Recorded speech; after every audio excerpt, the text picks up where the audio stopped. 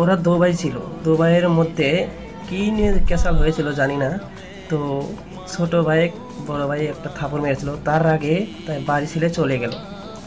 1 মাস পর ছোট ভাইটার অসুখ বেমার হয়েছে। বেমারের জন্য বেচারা পয়সা টাকার প্রচুর দরকার ছিল, কিন্তু পয়সা নেই।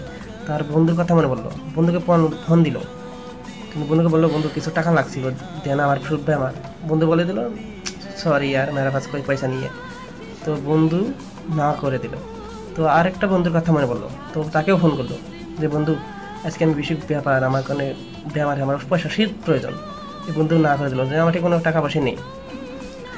তো বেচারা সেই ঘাবড়ে গেল গা, যে আমার আজকে এত বেমার, আমার বন্ধুরা আমার সাথ দিচ্ছে না। তো এখন বড় ভাইয়ের কথা মনে পড়লো, যে আমার বড় ভাই বড় ভাইকে একটা ফোন দিল বহুদিন পরে। তো কল দেওয়ার পরে ভাইটা রিসিভ করলো, রিসিভ করার পরে সাথে সাথে কাটিয়ে দিল। কাটা দেওয়ার পরে বড় ভাই বুঝে গেল যে আমি যে মারছিলাম তার হয়ে কাটিয়ে দিল। কিন্তু বড় ভাই আবার নিজের থেকেই কল দিল ছোট ভাইকে। ছোট ভাই তুরন্ত ফোন উঠালো উঠালো বলছে, ভাই কেমন আছে ছোট ভাই? তো ও কিছু বলার আগেই ও শেষ ভাঙে চলে শেষ। বললো যে ভাই আমার শরীরটা খারাপ, আমার কিছু টাকা লাগে।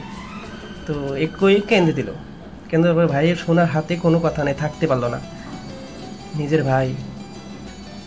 তো তরুণ আইসা দেখে যে ভাইয়ের এই হাল, ওর কোনো কথা নাই, চল ভাই চল, তোকে আমি ডাক্তারখানে দেবো। সেই জন্য বললাম এই ভিডিওর মাধ্যমে যে বড় ভাইকে কেউ অসম্মান করবে না, বড় ভাই হলো বাপের সমান। তো সবাইকে বলছি বড় ভাই হলো বাপের সমান, তাকে শ্রদ্ধা করো, সম্মান করো। জয় হিন্দ।